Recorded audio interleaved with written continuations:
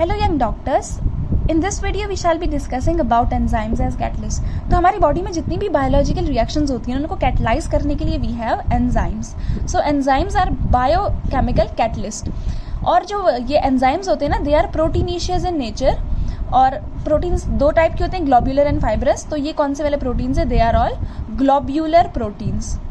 एक एंजाइम होता है जो कि प्रोटीन नहीं होता, दैट इज आरएनए. वो आरएनए होता है, वो कौन सा एंजाइम है? Ribozyme. Ribozyme enzyme is RNA, whereas all the other enzymes are proteins. और कौन से वाले प्रोटीन्स? Globular proteins. और इनका मोलर मास भी हाई होता है. हर बायोलॉजिकल रिएक्शन को डिफरेंट काइंड ऑफ एंजाइम चाहिए क्योंकि इतनी ज्यादा बायोलॉजिकल रिएक्शन हो रही है. That is why there are very large number of enzymes. Typical cell में ही 3000 एंजाइम्स मिलते हैं अलग अलग रिएक्शन को कैटलाइज करने के लिए. And enzymes are produce by plants and animals.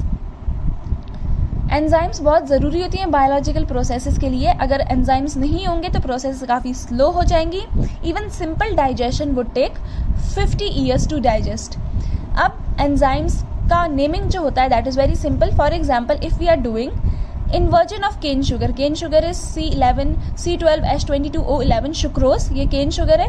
Cane sugar में अगर वाटर डालें तो इसका इन्वर्जन होता है. I tell you why this is known as inversion. यहाँ पे बनता है ग्लूकोज C6H12O6 और बनता है फ्रक्टोज C6H12O6. द रीजन इसको इन्वर्जन बोलते हैं इज दैट बिकॉज ये क्या होता है? Dextro rotatory. ग्लूकोज भी डेक्स्ट्रो रोटेटरी है, लेकिन ये कैसा बन जाता है? Laevo rotatory. D and D will be small, D and L will be small here. सो ये डेक्स्ट्रो होता है लेकिन प्रोडक्ट क्या बना रहा है? लीवो. That is why this process is known as inversion of cane sugar. और यहाँ पर जो एंजाइम यूज होता है that enzyme is invertase. Conversion of glucose into ethyl alcohol. If we are taking glucose like C6H12O6 and अगर हम इसको ethyl alcohol में चेंज करें C2H5OH, क्या बच गया? 2 to the 4, 2 ऑक्सीजन और 2 कार्बन बच गए और 4 ऑक्सीजन बच गए तो O2. So ethyl alcohol and carbon dioxide will be formed. यहाँ पे जो एंजाइम यूज होता है that is zymase to convert glucose into what? To convert glucose into ethanol. This is ethanol. Next is conversion of maltose into glucose. If we have maltose C12H22 and O11, this is maltose. maltose में water डालेंगे, ये 2 moles बनाता है glucose के. This is not inversion because यहाँ पे dextro ही बन रहा है प्रोडक्ट. यहाँ पे जो एंजाइम यूज होता है माल्टोज को ब्रेक करने के लिए that enzyme is maltase. Sucrose को ब्रेक करने के लिए इन्वर्टेज. माल्टोज को ब्रेक करने के लिए we have maltase enzyme. Next is that if we are breaking down urea. Urea is NH2CO NH2. इसको बोलते हैं यूरिया. यूरिया में अगर हम लें वाटर और इस यहाँ से क्या बनेगा? Ammonia and carbon dioxide. So यहाँ पे यूरिया की ब्रेकडाउन हो रही है, that is why enzyme is urease. उसके बाद प्रोटीन्स को हमारे स्टमक में कन्वर्ट करना हो पेप्टाइड्स में, वहाँ पर पेप्सिन एंजाइम होता है. प्रोटीन्स को अगर एमाइनो एसिड में तोड़ना हो फर्दर इंटेस्टाइन में, वहाँ पे ट्रिप्सिन एंजाइम होता है. उसके बाद हमारे माउथ में एंजाइम होता है स्टार्च को तोड़ने के लिए, दैट इज एमाइलेज एंजाइम. और फैट्स को तोड़ने के लिए जो एंजाइम होता है that is lipase enzyme. So these 3 enzymes are also very important. Pepsin के साथ एक और होता है trypsin. And we also have amylase and amylase we also have lipase. So pepsin किसका ब्रेकडाउन फैसिलिटेट करता है? प्रोटीन्स का. Amylose for starch and then we have lipase for fat. So these are all the enzymes operating in our body. Also जब curd बनाना हो milk से, curdling में, वहाँ पे enzyme used is lactobacillus. Now we'll study characteristics of enzyme. Enzyme जो होते हैं, सबसे पहली बात, they are specific in nature. So they are very specific. अगर कोई एक स्पेसिफिक प्रोडक्ट बनाना है तो वही बनाएंगे. जैसे कि यूरिया के केस में वी हैव सीन कि जो यूरियस होगा इसका ब्रेक डाउन करके ammonia and carbon dioxide is formed in that case. So the enzyme used is what? Enzyme used is urease. But what if we are using methyl urea NHCO NH2 in presence of water और in the presence of urease, तब कोई भी product नहीं बनेगा. Why? Because urease is very specific with urea.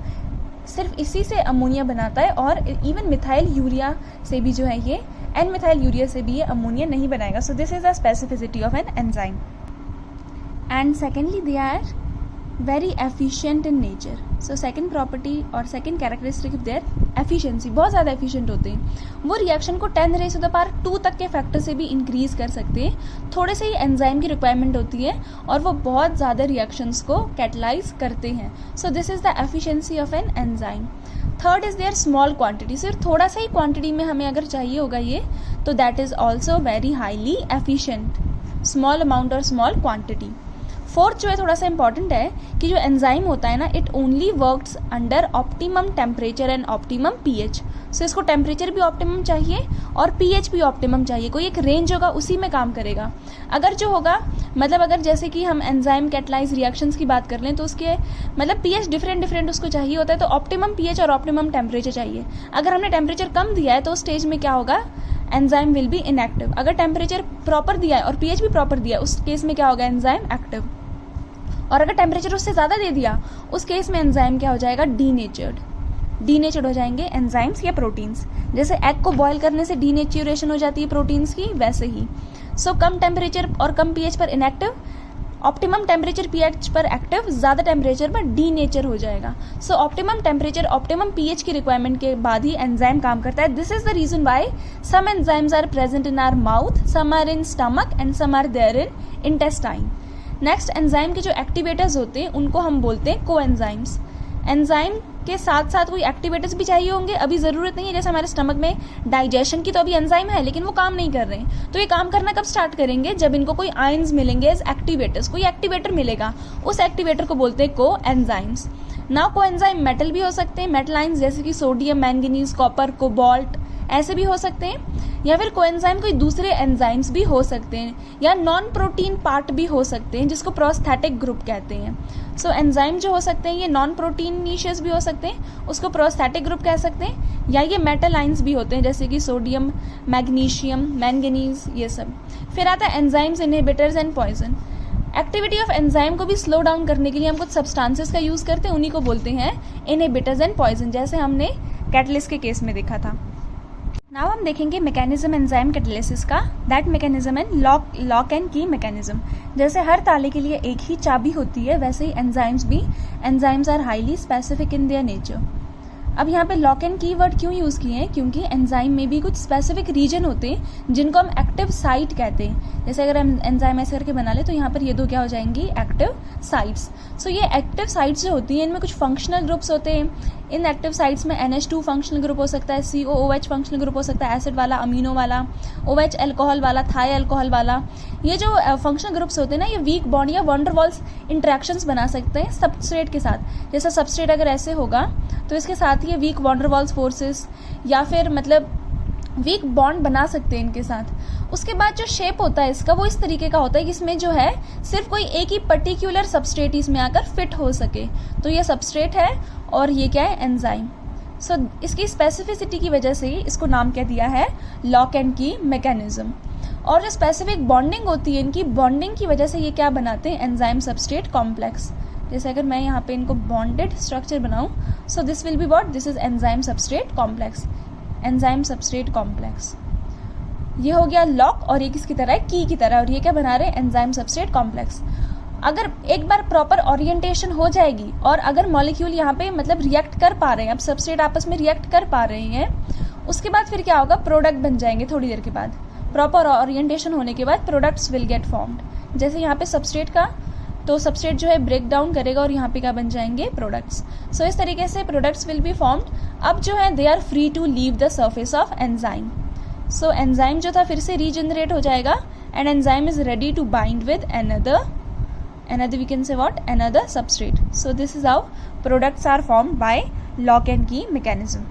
So enzymes as catalysts, सारे के सारे biological reactions को कैटलाइज करने वाले catalyst are known as enzymes. So they are biochemical catalyst. ये ग्लोब्यूलर प्रोटीन्स होते हैं with high molar mass. Almost सबके सब प्रोटीन्स होते हैं. सिर्फ एक एंजाइम है, ribozyme, which is an RNA. Sucrose को ब्रेक करने के लिए इन्वर्टेज इज रिक्वायर्ड. ग्लूकोज से इथाइल अल्कोहल बनाने के लिए जाइमेज. स्टार्च से माल्टोज बनाने के लिए डाइएस्टेज. माल्टोज को फर्दर ग्लूकोज में ब्रेक करने के लिए माल्टेज, यूरिया से अमोनिया बनाने के लिए यूरिएज, प्रोटीन से पेप्टाइड्स बनाने के लिए पेप्सिन, प्रोटीन से फर्दर एमाइनो एसिड बनाने के लिए ट्रिप्सिन, एमाइलोज एमाइलोपैक्टिन, स्टार्च से डेक्स्ट्रिन या माल्टोज बनाने के लिए एमाइलोज, और फैट से फैटी एसिड और ग्लिसरॉल बनाने के लिए लाइपेज, और मिल्क की कर्डलिंग के लिए lactobacillus enzyme is required. Characteristics of enzyme, her enzyme जो होता है सिर्फ एक ही रिएक्शन को कैटलाइज करता है, that is why they are very specific. Urea को ब्रेक करने के लिए यूरिएज चाहिए, लेकिन ये एन मिथाइल यूरिया का ब्रेकडाउन कंप्लीट नहीं करेगा, because urease is highly specific and it only facilitates the breakdown of urea. Efficiency, ये रिएक्शन को 10⁻20 के फैक्टर से इंक्रीज करते हैं और सिर्फ स्मॉल अमाउंट ही रिएक्शन के लिए काफ़ी एफिशिएंट होता है। हर एक एंजाइम के लिए एक ऑप्टिमम पीएच रेंज होती है जिसके अंडर वो काम करता है, और ऑप्टिमम टेम्परेचर रेंज होती है जिसमें वो काम करता है। अगर टेम्परेचर कम है so enzyme will be inactive, अगर टेम्परेचर ज्यादा है so enzyme will get denatured. Now mechanism of enzyme catalysis, lock and की मैकेनिज्म। जैसे हर ताले के लिए एक चाबी होती है, वैसे ही हर एंजाइम के लिए one particular substrate is there. So enzymes are highly specific क्योंकि इनमें एक्टिव साइट्स होती है, और इन एक्टिव साइट्स में फंक्शनल ग्रुप्स होते हैं like ammonia, carboxylic acid, alcohol, thio alcohol, जो वीक बॉन्ड बनाते हैं सबस्ट्रेट के साथ। स्पेसिफिक बॉन्डिंग की वजह से ये कॉम्प्लेक्स बनता है, enzyme substrate complex. Proper orientation जैसे ही इसमें अचीव हो जाएगी, फिर सबस्ट्रेट रिएक्ट करके प्रोडक्ट बनाता है, एंड देन लास्ट में प्रोडक्ट की डिसॉर्प्शन होती है। Step 1 is fast and reversible, that is the formation of enzyme substrate complex. Step 2 is slow and rate determining, wherein the enzyme substrate complex forms enzyme product complex and then products are formed. सो ये पूरा process होता है lock and की mechanism का।